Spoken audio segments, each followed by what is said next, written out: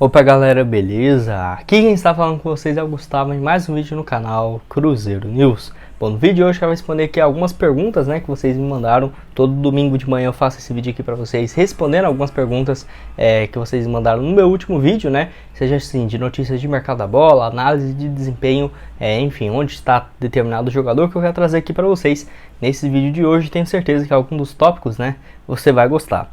Mas só antes de começarmos o projeto aqui para deixar seu like, também se inscrever no canal. Estamos quase chegando nessa marca aqui de 33 mil inscritos e 400, então conta aí com a ajuda de todos vocês. Vou pedir também para se inscrever no nosso canal de cortes do Cruzeiro News, que está aparecendo aqui no card agora, tá? Vai lá dar uma olhada, que estamos quase chegando também a 1.300 inscritos por lá também, então corre lá, tenho certeza que você vai gostar.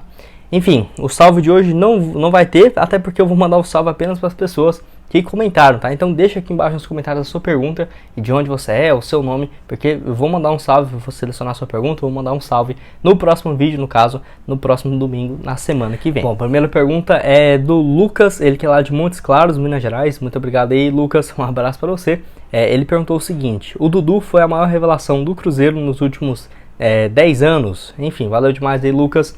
E assim, se você for pensar, eu diria que sim, tá? Até porque é um jogador que na época foi vendido por algo próximo de 11 milhões de reais, que na minha opinião foi um erro. Jogador que estava tendo um pouco de destaque aqui pelo Cruzeiro e que começou a jogar com um pouco mais de frequência mesmo, depois daquele empréstimo ao Curitiba em 2010. No Cruzeiro em 2011 ele fez apenas 18 jogos, 2 gols marcados e foi vendido para o Dinamo Kiev, lá da Ucrânia.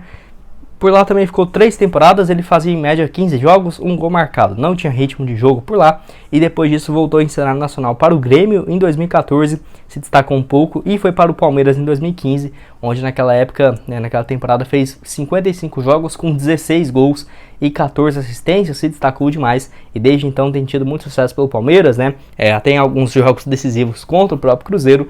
Foi emprestado por uma temporada e meia lá para a equipe do Qatar, onde teve números bem interessantes e voltou ao Palmeiras na temporada passada de 2021. Enfim, até mesmo ano passado tinha a possibilidade de ser comprado por essa equipe do Qatar. O Cruzeiro iria ficar com um percentual, um negócio próximo de 50 milhões de reais, 38 milhões, mais 12 milhões pelo empréstimo, enfim.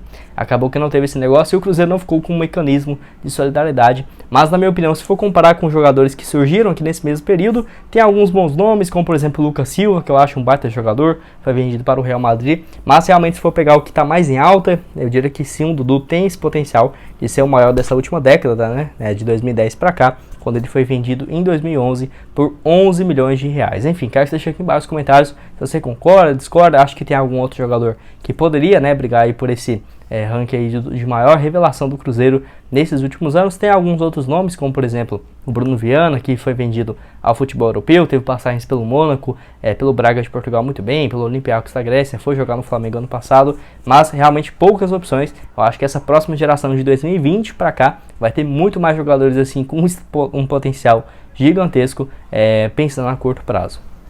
Mais uma pergunta aqui nesse vídeo é do Carlos Eduardo. Enfim, ele que perguntou, muito obrigado aí, Carlos, não deixou de onde mas valeu demais aí pela pergunta, um salve para você. Ele que perguntou o seguinte: o Cruzeiro podia contratar o Benítez e o Zarate, ambos estão sem clube, fecha aspas.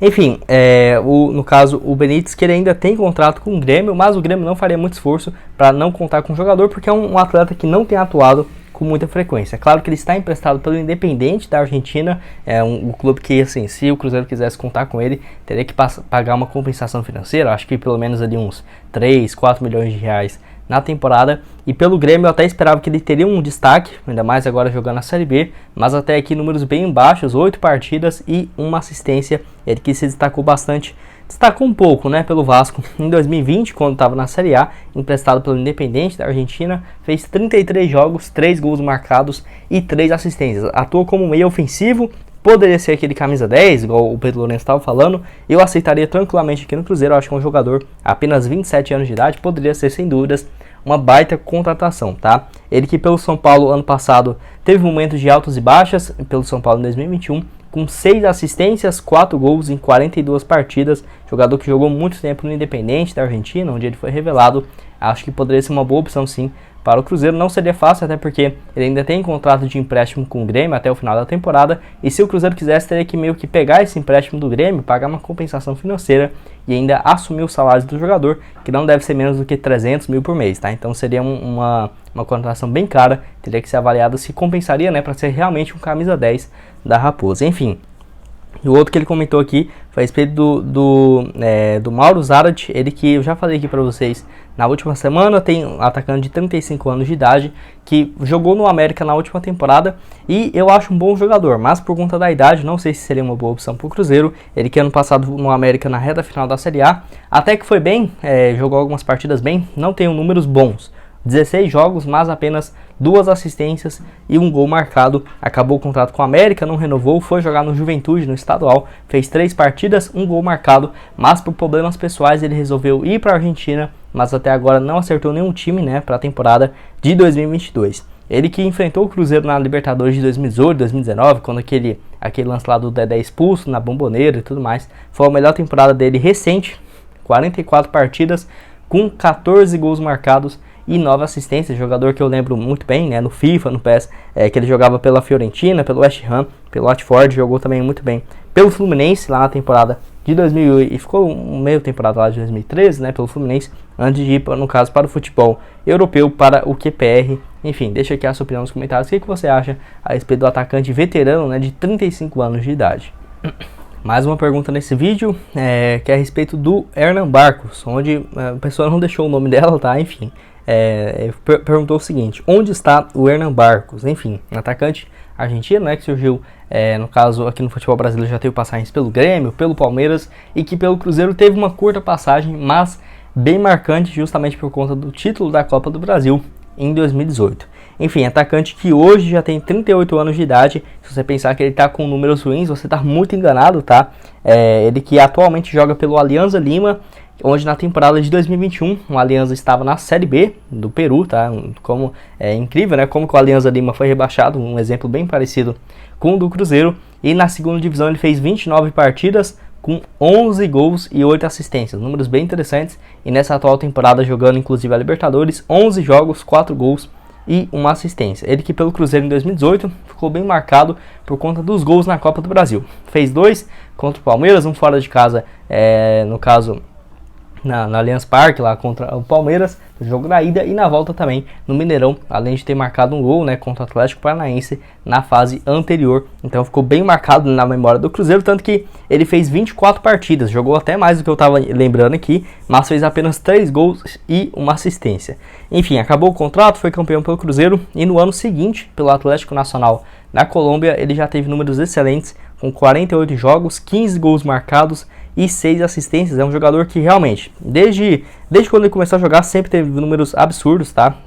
Se eu pegar ali os últimos 15 anos na carreira dele, sempre teve uma média de 15, 20 gols por temporada. É um jogador bem fora da curva, tanto que, igual completando aqui em 2019, pelo Atlético Nacional, fez 15 gols em 48 partidas, depois foi jogar no futebol lá de Bangladesh, enfim, depois voltou para o Alianza Lima, na segunda divisão. Eu acho até que seria uma boa o Cruzeiro ter mantido ele, tá, em 2019, por exemplo, quando o Cruzeiro só tinha ali o Fred e tudo mais, depois negociou o Raniel. Gostava bastante do atacante argentino, que, igual eu falei pra vocês, já teve boa passagem pelo Palmeiras em 2012, marcando 28 gols naquela temporada, em 2014 pelo Grêmio, marcando 29 gols, em 2013 também 14 gols marcados. Enfim, você acha que o Hernan Barcos deveria ter continuado aqui na Raposa? Enfim, sabia que ele estava tendo esse bom destaque, né, pelo Alianza Lima, clube lá do Peru.